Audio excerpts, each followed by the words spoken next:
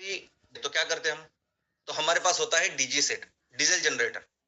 तो बहुत ही महत्वपूर्ण चीजों के साथ फिर आप डीजल डालते हो और बिजली तैयार करते हो। सेम अभी होने वाले हैं पावर जनरेटर एम कोल के ऊपर, एम पिलेट के ऊपर। ये सब जो आप चित्र दिख रहे हैं ना, ये सब वही वो पावर जनरेटर है। अगर आपको हमको क्या लगता है कि बिजली का मतलब है बहुत बड़ा पावर प्लांट, बिजली का मतलब है बहुत बड़े पावर प्लांट और ट्रांसमिशन लाइंस, बड़े बड़े टावर, फिर जाके हमारे गांव में हमारे घर में बिजली आएगी। ऐसा कुछ नहीं। हम ये जो अभी जनरेटर देख रहे हैं, ये डिसेंट्रलाइज वे में एम कोल का उपयोग करके हम बिजली तैयार कर सकते हैं और किसी एक बिल्डिंग से लेके पूरे गांव को हम बिजली दे सकते हो। गैसिफिकेशन यूनिट जो आप देख रहे हैं नीचे, वो वही है जो पूरे गांव को 24 घंटा बिजली दे सकता है और उसको चाहिए सिर्फ एमपिलेट। इसी एमपिलेट के साथ जो भी आज इंडस्ट्रियल की जरूरत है, जो भी कमर्शियल की जरूरत है, यानी बॉयलर से लेके और जो उनको चाहिए ऊर्जा, वो सब का सब सोर्स, स्रोत एमपिलेट से आएगा। लेकिन उसी के साथ अब सिर्फ एक चीज बचेगी, वो है ट्रांसपोर्टेशन।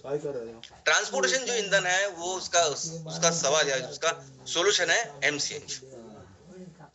दोस्तों, डीजल और पेट्रोल की जो गाड़ियां होती है ना, और उसका जो फ्यूल इग्निशन सिस्टम होता है, वो फ्यूल इग्निशन सिस्टम जो आज डीजल और पेट्रोल के ऊपर काम कर रहे हैं, वो बहुत आसानी से हम सीएनजी के ऊपर कन्वर्ट कर सकते हैं, आसानी से। और वही करें, 2 व्हीलर से लेके 3 व्हीलर, 4 व्हीलर, ट्रक, बस, हर कोई चीज हमारे एमसीएनजी के ऊपर चल सकती है। तो इस तरह से हर गांव को, हर तहसील में हम वही तैयार होने वाली ऊर्जा से स्वयं पूर्ण करेंगे। ये हमारा लक्ष्य। और दोस्तों, ये क्यों हम कर रहे हैं? आई मीन इतनी सभी जिम्मेदारी लेना, ऐसे कठिन इसमें भी ये काम करना और करते रहना, ये इसलिए करेंगे कि हमारी सोच ही अलग है। हम बने ही थोड़े से अलग है। हमारा ब्रीड अलग है। जिनसे प्रेरणा लेते हैं हम, प्रेरणा से ही इस सब की शुरुआत हुई। और हम उन लोगों से प्रेरणा लेते हैं कि उन्होंने समाज के लिए, लोगों के लिए, देश के लिए सब कुछ निछावर कर। यहाँ तो हम लोग बिजनेस कर रहे हैं, लेकिन कोई भी यानी सेल्फलेसली इन लोगों ने काम किया, पूरी जिंदगी समर्पित की लोगों के अच्छाई के लिए, भलाई के लिए। और अगर वो इतना करा, और हम सिर्फ और सिर्फ इनसे प्रेरणा लें, और इसी प्रेरणा के साथ हमने शुरुआत की, तो हम भी कोई भी परिस्थिति हो, कुछ भी हो, लेकिन हम ये आपको जो रखा है ना, वो उसको पूरी तरह से करके रहेंगे। और जिस परिस्थिति से अभी हम गुजरे हैं ना, अगर हमको लगता है ये प्रॉब्लम है, दोस्तों इससे कई ज्यादा भयानक कठिन परिस्थिति में लोग गुजरे हैं।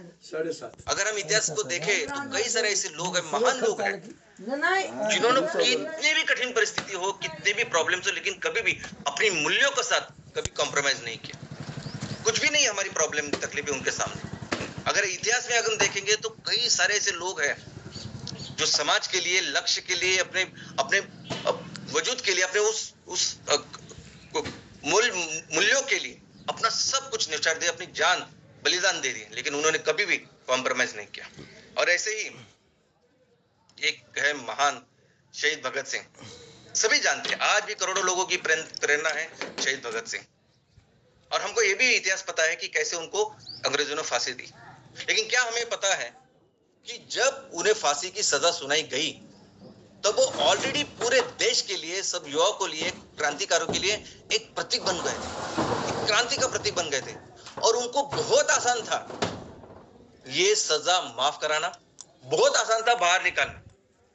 इनफैक्ट अगर आप देखो, बाकी की कोई कहानियां, स्टोरी भी सब ठीक है, लेकिन 23 मार्च को उनको ये सजा हुई।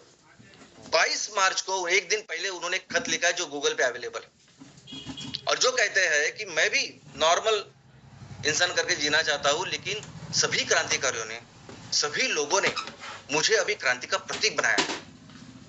और अभी इस जेल में या इस सजा की वजह से, भूख हड़ताल की वजह से मेरा शरीर बहुत वीक बन चुका है।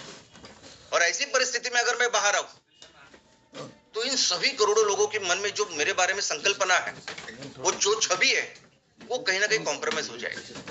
लेकिन अगर मैं हंसते हंसते फांसी चढ़ गया, तो दोस्तों हर मां अपने बच्चे को भगत सिंह बनाने की कोशिश करेंगी। उसके बाद करोड़ों क्रांतिकारियों का ऐसा सैलाब आएगा कि ये देश आजाद हो जाएगा। और वैसे ही हुआ। उनके बाद जो प्रेरणा है, वो आज भी हम लेते हैं, जैसे हम ले रहे हैं। दोस्तों हम हर परिस्थिति में अपने लक्ष्य को पूरा करेंगे। और सबसे अच्छी बात तो यह है ना, गर्व की बात, मेरे लिए अभिमान की बात है कि हमारे परिवार में ऐसे लोग हैं, 99% लोग सिर्फ और सिर्फ इस विजन और मिशन की वजह से हमारे साथ जुड़े हैं, और उतने ही डेडिकेटेड जैसे हम लोग हैं ना, वैसे ही डेडिकेटेड सब लोग हैं। 99% वैसे लोग हमारे साथ, और ऐसे अगर लोग हमारे साथ हैं और आज जो रिसोर्सेज की शुरुआत हो रही है, तो इसके साथ हम बिल्कुल अपने लक्ष्य को पार करेंगे। हम 100% हम अपने देश को दुनिया की सबसे बड़ी अर्थव्यवस्था बनाएंगे और फिर से अपने देश को उस स्थान पे लेके जाएंगे जहां अपना देश इस दुनिया का नेतृत्व करेगा। जय हिंद, जय एनसीआर।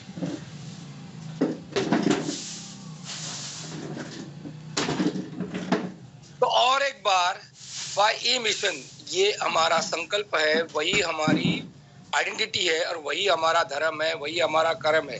और उस राह पर जितने भी संकट आएंगे उसको हम किसी भी हाल में उसको लांग कर हम अपना जो मिशन विजन है वो पूरा करके रहेंगे। ये और एक बार हमें शाम सर ने बताया।